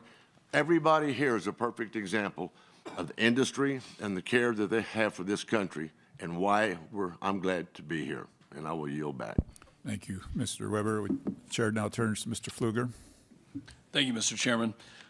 First, I'd like to thank some people behind the scenes before I get into my questions. We have a phenomenal team with multiple Midlanders, not just here in the Midland office, the Odessa office, but also in our D.C. office. A lot of people put on this hearing today to include my chief, John Byers, deputy chief, Evan Thomas, Lisabel and Preston Howie, who are Midlanders, Corbett Padilla and Monica Malden. They did a great job, and we're thankful to have this. The title of this hearing is so important. We are in an energy expansion. We are in an expansion, not a transition, but an expansion, and we have to keep focused on that. And I want to talk a little bit about the shale revolution. And this revolution has allowed so many people around the world to not be impoverished by energy, without energy. But there's still many who don't have access to energy. And I don't want to see us go down that path here, the path that Western Europe is going through right now, where they've made bad choices that lead to terrible situations. We can't get there. When it comes to the reduction of emissions, we have reduced CO2 emissions 30% over the last 10 years, 14% on methane. Yes, we will continue to do what we can here, and we will work together, but it's innovation that makes that happen. I have 3 questions. Mr. Carrasco, thank you for your testimony. Thank you for your leadership. You have 64 employees. That's amazing. How do those families feel? We'll do 1 minute each for 3 questions. How do those families feel when the President of the United States says, and I quote, "I'm going to end fossil fuels"? How do they feel about the careers they've chosen? Well, I think it brings panic because, you know, how can you say that it's going to be gone in 10 years? These are employees that have been with me for well over 10 years that have benefited from this industry and the innovation of this industry and the safety of this industry. So without a doubt, there's panic because, you know, they say, what will we do after? Where do we go after? So, you know, obviously we need to understand that the oil and gas industry are here to stay. And I will tell you, I talk about this, about how I get to see it firsthand. I see these operators and what they do and how they help me employ people so they can have a quality of life. So sometimes they ask me, what's going to happen? You know, those families aren't just putting food on the table. They're adding to our national security. They're doing something that no other country in the world has done. We have revolutionized the delivery of affordable, reliable, secure energy. And Mr. Pruitt, we appreciate what you do, but what happens to our country in 1 minute or so? What happens if we stay on the path of the policies that we've seen over the last 2 years, where we have basically legislated through executive fiat? What happens to our country, to our national security, vis-a-vis the industry, the energy industry? Well, the path we're on with China's oil consumption recovering, we're going to be short crude. And a lot of the experts, including Scott Sheffield, who runs Pioneer, are predicting $150 oil, which won't be good for this country or the developing world or our allies. And that's not a scenario that I want or our members want. And unless we remove the regulatory barriers and the access to capital constraints that we face now, we will not be able to grow U.S. production enough to meet the growth in worldwide oil and gas consumption. We hear this talk about 9,000 permits when we know that most wells take up to 50 permits. So Yes. How many permits do you think we need throughout the United States?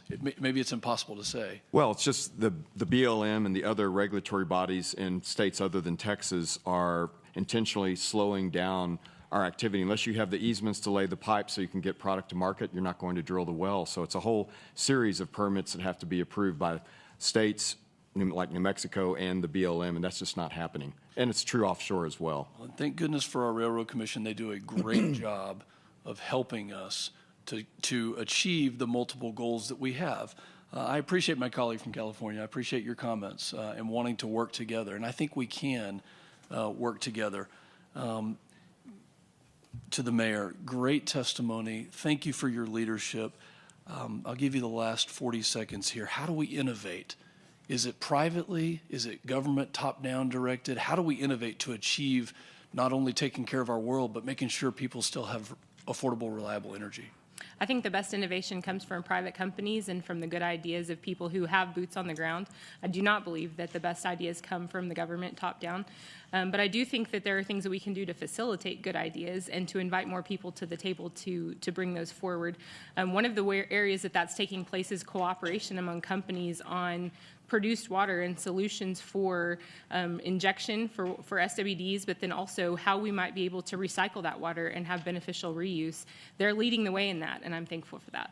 Well, the Permian Basin is the heartbeat of this country when it comes to the energy innovation, when it comes to taking care and doing better.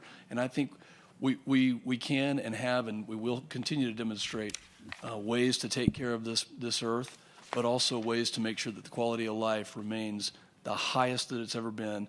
Thank you for coming to the Permian Basin, which is leading the world through the shale revolution and through 100+ years of national security for our country. I yield back. Thank you, Mr. Pfluger, and thank you for hosting today. The chair now recognizes the gentleman from Georgia, Mr. Carter. Well, thank you, Mr. Chairman, and thank you all for having us here today. And I want to echo the comments made about your representative. August Pfluger is a great representative and is certainly a rising star in Congress, and we look forward to his leadership for years to come. As you heard, I'm from Georgia. I guess I'm not too popular in Texas right now, but nevertheless, I kept. Well, I didn't say anything. I just, it's I kept looking for our quarterback. I'm doing community service on the side of the road, but I didn't see him. But nevertheless, anyway, thank you for having us here, and thank you for the work that you're doing. And I mean that sincerely. Look, I have served in the previous session on the Select Committee for Climate Change. I'm a member of the Conservative Climate Caucus. I have the honor and privilege of representing the entire coast of Georgia, over 100 miles of pristine coastline. The environment matters to me. It's my home. It's where I've lived all my life, where I intend to live the rest of my life. I want to make sure, just like you do, that we take care of our environment. We all understand how important energy independence is to our national security. Mayor Blong, like you, I was a mayor in another life. And, in no small part, the job of a mayor is kind of to be a cheerleader. I mean, you're the one who's got to keep everybody encouraged and keep things going. It must be difficult knowing that this administration, that this president, day one, declared war on fossil fuels and on fossil energy. And even in the State of the Union address here just last week when he said that, it was only going to be around for the next decade. I mean, it must be difficult for you to keep everyone here and those of you in business to keep everyone encouraged that we all know that we in America have not gotten as much credit for decreasing carbon emissions as we should. The United States of America has decreased carbon emissions more in the last decade than the next 12 countries combined. The next 12 countries combined, while still growing our economy. I applaud what you have done in the fossil fuel industry.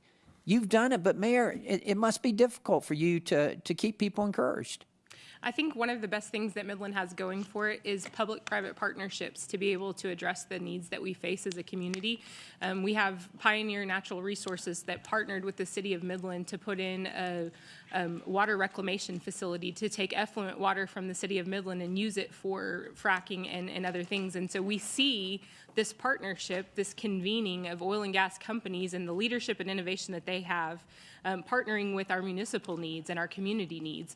We're seeing that not just with water, but we're seeing it with our education system and with so many other things. And so I believe that the way forward for us as a community, and really the way forward for us as a nation, is to listen to the creative business minds in our communities to take a page from their book. And then to hear our president, he's my president too, to hear him say that the reason for high gas prices is because the industry has stopped pumping oil.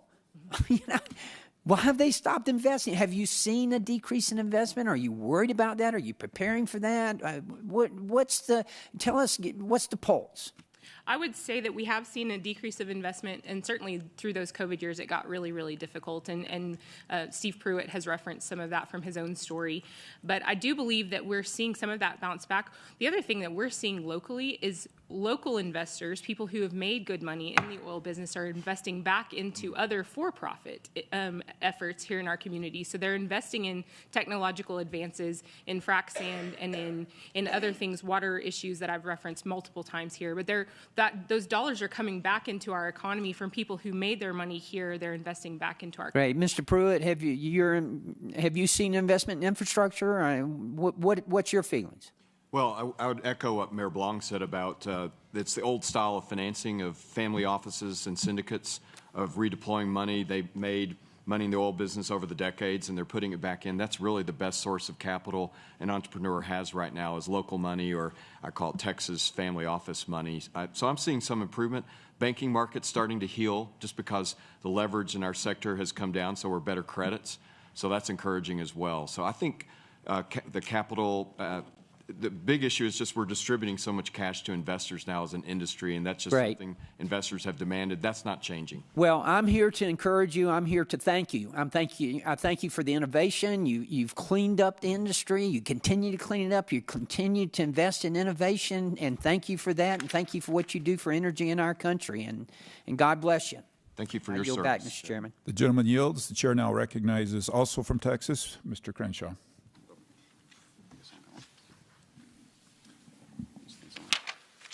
Thank you, Mr. Chairman. Thank you all for being here. It's great to be in August's district. Wonderful town of Midland. Been here many times, and it's a place like this that keeps America afloat in hard times, and that's absolutely true. It's probably why J.P. Morgan's CEO Jamie Dimon called a world without fossil fuels a road to hell. And so I kind of want to examine what a road to hell might look like. For starters, you essentially lose the ability to heat your home or cool your home. That ability, by the way, saves millions of lives a year. You'd have to do away with all the things that you need to build a modern society: steel, concrete, plastics, all gone. No roads, no bridges, no buildings, no hospitals, no cars, no military defense, phones, computers, no other modern luxuries. All gone without fossil fuels. And, oh yeah, fertilizer too. Synthetic fertilizer is one of the main reasons we can feed billions of more people than we ever thought possible. And that's made because of natural gas. The recent societal collapse in Sri Lanka might be a great example of what happens when radical environmentalists get their hands on the reins of policy and insist upon organic-only fertilizers. So no air conditioning, no hospitals, no biomedical devices, no cars, no planes, maybe mass starvation. That does sound kind of hellish, to be honest. It's more than that. I mean, it's the basic things we need to stay healthy. It's antihistamines, antibiotics, cough syrups, lubricants, creams, ointments, any gels, processed plastics, which are made for heart valves and other specialized medical equipment. Petrochemicals are used in radiological dyes and films, intravenous tubing, syringes, oxygen masks. We could go on and on and on, but if you took away petrochemicals and then you looked around the room, you would watch basically everything disappear. That's pretty amazing. And it's places like this that help us maintain the wonderful reality that we all live in.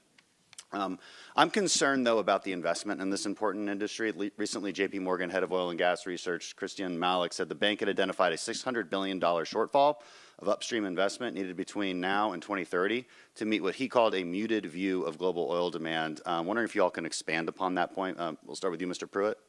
Yes, that's it. I've read that research. We're investing $400 billion in oil and gas development, exploration and development now.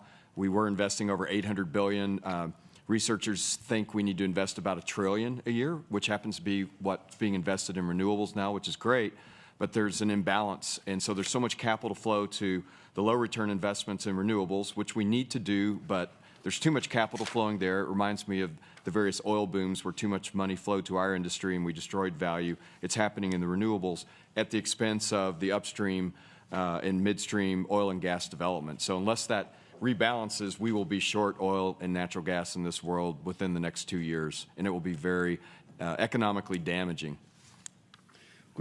And maybe you could also talk about some of the end uses of the products that many of your members pull from the ground. You know, maybe expand upon the long list that I just gave. Well, I don't know that I can. That was comprehensive. It's very impressive. But you know, one thing that people miss is the amount of petroleum that goes into making a wind turbine or a solar panel. There's a massive amount of coal that's used to burn the silicon to make a solar panel. The components of a wind turbine are resins and petroleum-based products, and the amount of mining that goes on, which is all diesel-driven equipment to mine lithium and cobalt for batteries. There's a huge supply chain that depends on petroleum to make renewable power possible. And it's a pretty dirty supply chain. Ms. Bong, I want to come to you on this because you've mentioned that here in Midland we produce one of the cleanest, most greenest barrels of oil.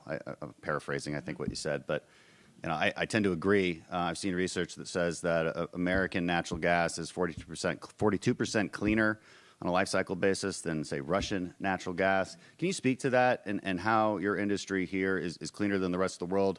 Is it the point we're making here is demand is going to increase around the world no matter what. So somebody's got to produce that. Should it be us or should it be the Saudis? I think that's an excellent point.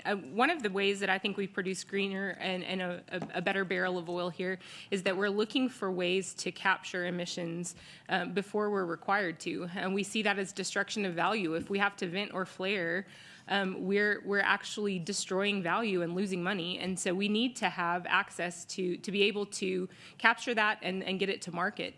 We require permits to be able to build the midstream pipelines to get that gas to market. And so we need y'all's help to get that accomplished. How much better could we do for the environment if we were allowed to build more pipelines more quickly? I think that we could come close to solving some of, I don't know if we could permanently solve, but from an oil and gas perspective, we could alleviate most of the methane concerns for those kind of emissions if we had access to the pipeline permits that we need. Thank you, and I yield back. Chair will now go to the gentleman from Georgia, another Bulldog. Mr. Allen, for 5 minutes. Well, yeah, correction. My mom and dad are Bulldogs, and my youngest daughter and my middle daughter went to graduate school there. So, but I do know how to go woof woof woof. Okay, and it's been more fun than that. I went to Auburn, and so it's been tough. But anyway, Congressman Bluger, thank you for all this. It's amazing what you've done here for us in the last 2 days, and the things we've seen have been eye-opening. I mean, it's just you had to be here to experience this, and it's just a privilege for me to be here. I've been around a while.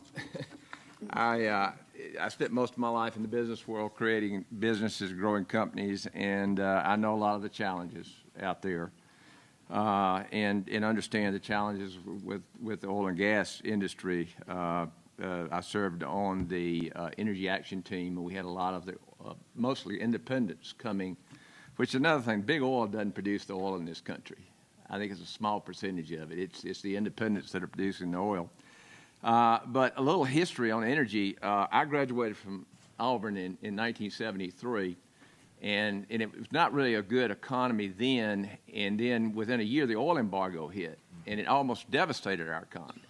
And I mean, I didn't know if I was going to be able to keep my first job. And we were only 28% dependent on energy in this country at that time. And in fact, our fellow Georgian, who Buddy knows very well, Jimmy Carter, was elected president because he promised to make this nation energy independent. He created the Department of Energy. And then, it didn't take long that we fast forward to 2008, the Great Recession. The administration during that came into office at that time declared war on the coal industry.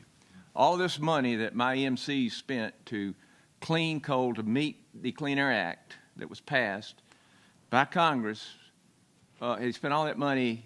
The rules all changed.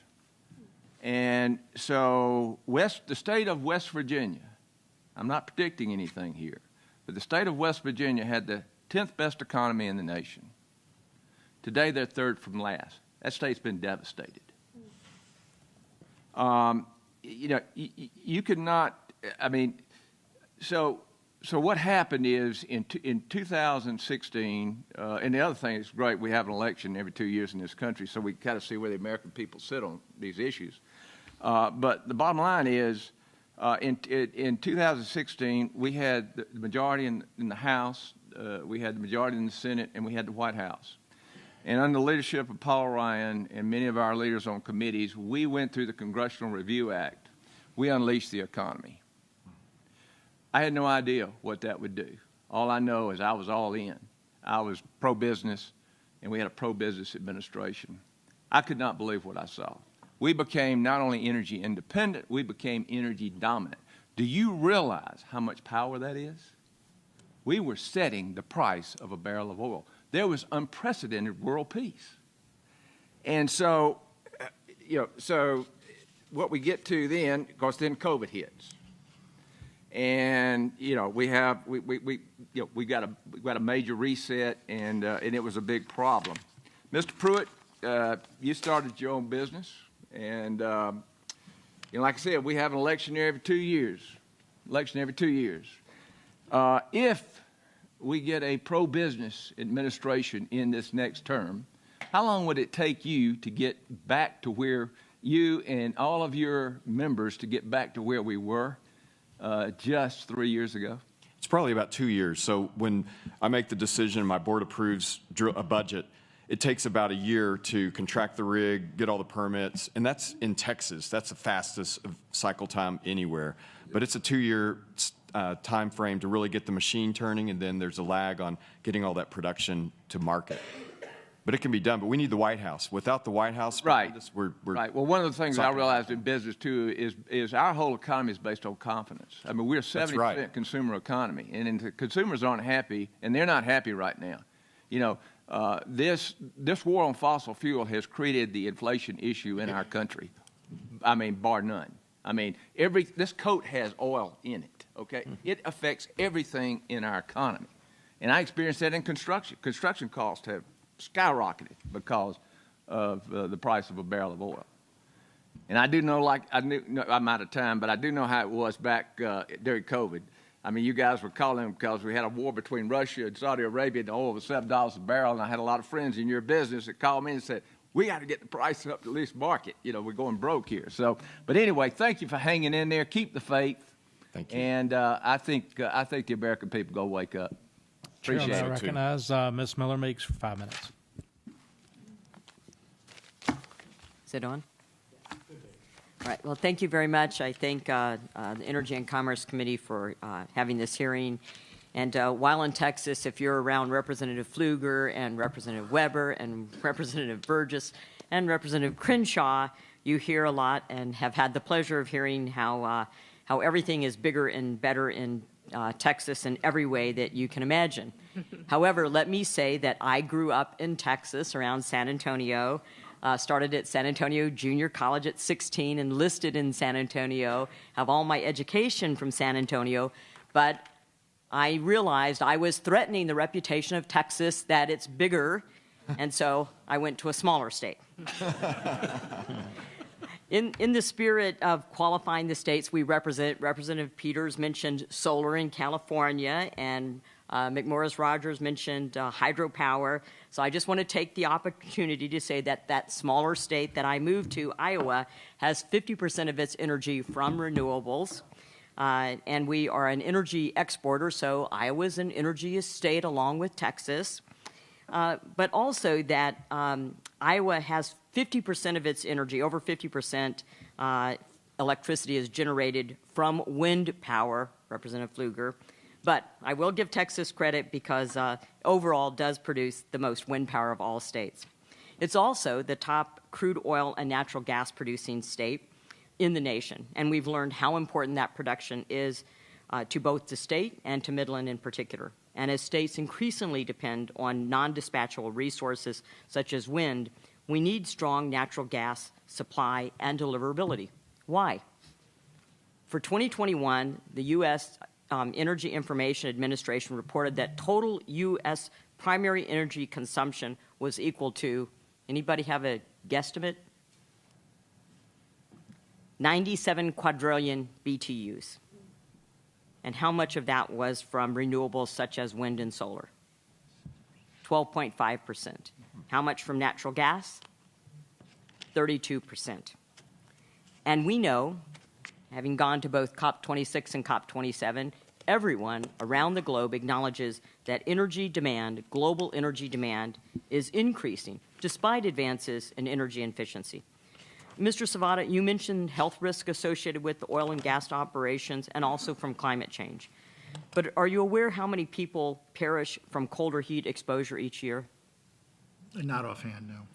Lancet and Wall Street Journal articles in 2021 indicated exposure to hot or cold temperatures is associated with over 5 million premature deaths globally each year. Heat deaths account for 1% of global fatalities, about 600,000, but cold kills 8 times as many people, 4.5 million annually. A study by the National Bureau on Economic Research in March of 2019 estimates that by driving down natural gas prices, not only did that help Midland, but by driving down natural gas prices, the fracking revolution saved more than 11,000 American lives annually from 2010. 11,000 lives saved by what you do here in Midland, Texas. The best way to protect people from heat and cold excess mortality deaths is access to plentiful, cheap energy, and that often means carbon-based fuels. Mr. Pruitt, can you speak to how a strong oil and gas industry is necessary to support other sources of energy, including Texas and Iowa wind? Yes, as I mentioned earlier, the components of the renewable machines, whether it's the massive wind turbines that you've all seen that populate West Texas and the Panhandle, or solar panels, or the wires that are built to transmit remote renewables to consuming markets like the San Antonio area where you hail from, or from the Panhandle to DFW, petroleum's critical in all of that. And without this idea that the world can survive on renewables without petroleum is just unrealistic, as Dr. Zavada said, because of the components that go to make it and the enabling of those, the construction of and the management operation of renewables is tied to petroleum. And the density of it and the use of petroleum in transportation fuels also cannot be ignored. Thank you. And we discussed the topic of federal permitting reform. For me, both permitting reform for oil and gas projects and permitting reform for transmission come to mind.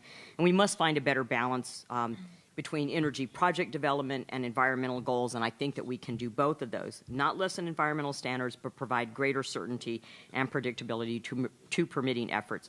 Because my time is running out, Mr. Chair, I would ask, the question I want to ask of our panel is if they can speak to the challenges that exploration and production companies have faced with respect to permitting and what reforms may be helpful at the federal level, if they could submit that in writing, and then I will yield my time.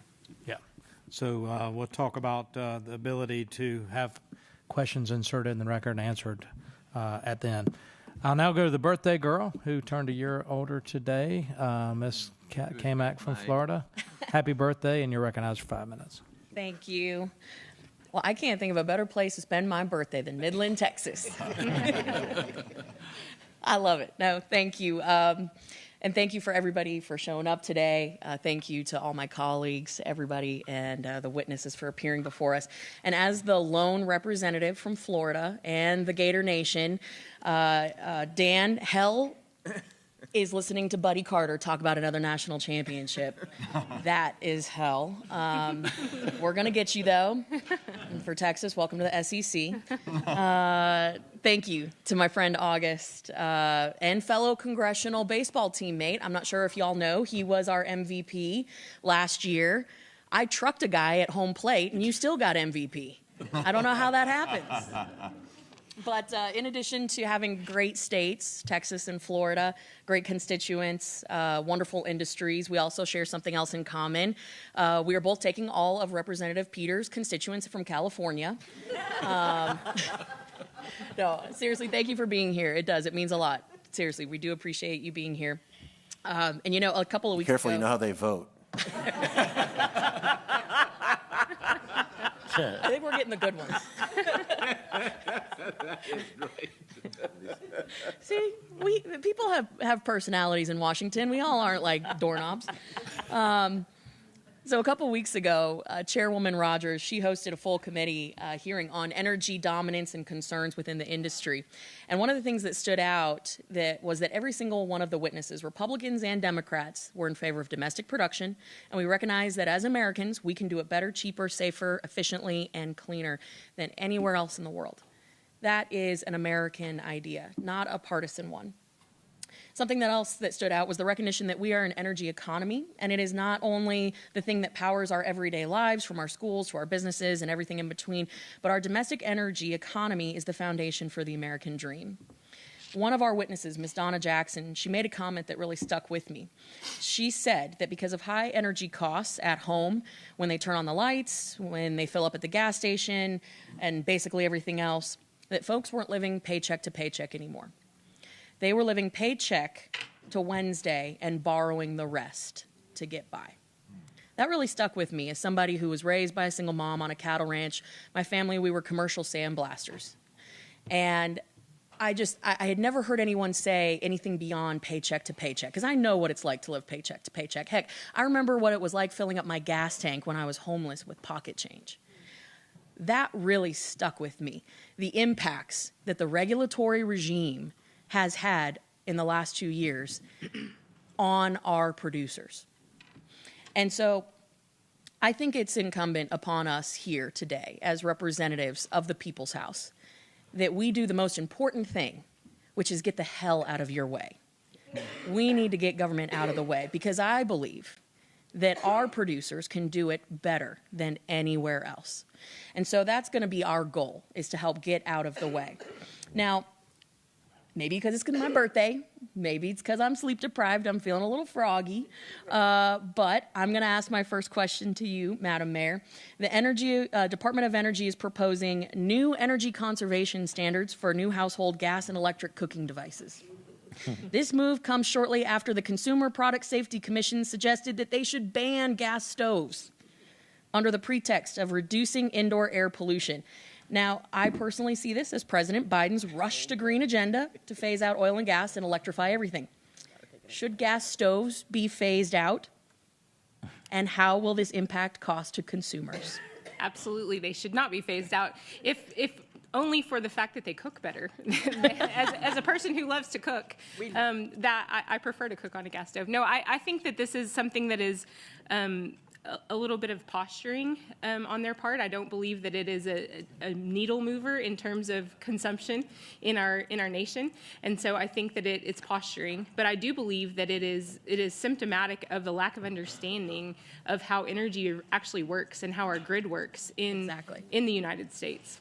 Yeah, my husband, who is the avid chef in our family, when he cooks at the firehouse, he loves a good gas stove. So this really got him riled up. But I'll move on because I only have 22 seconds. I'm the author of the RAINS Act, which would rein in the regulatory environment across the board. Any major rule or regulation that had a $100 million impact or more would come back to Congress for an up or down vote. Mr. Pruitt, I've got 7 seconds. Give me the number one regulation that you want taken off the books. NEPA. Easy. Done. Awesome. yield Jill back. Lee's time's expired. She yields back. And I gave you 8 seconds because it's your birthday. First up, I want to thank all the witnesses and panelists. Y'all have done a great job, and thanks for taking time to be here for this field hearing. Seeing there's no further members wishing to ask questions, we'll wrap this up. Mr. Chairman? Yes, sir. I have 3 thank yous. Number one, to my legislative energy director, Clara Cargile, for putting a phenomenal hearing on from our standpoint. Number 2, to our witnesses, as you just mentioned. And number 3, to all of the oil and gas workers, industry professionals, and residents of the Permian Basin who are in the audience today for what they do. Thank you all.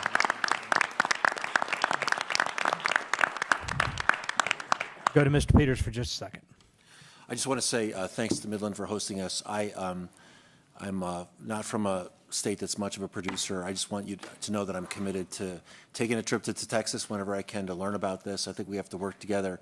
For us to work together effectively, we have to understand it. So you have my commitment that I will keep trying to work with you. And I would just also just remember that sometimes when people say something into a microphone in a political context that are ridiculous, they are ridiculous. And I thought that the testimony from the gentleman here, the professor, that oil and gas is going to be around at least 50 years is more along the lines of reality. I think we should just keep that in mind as the heat of politics plays out.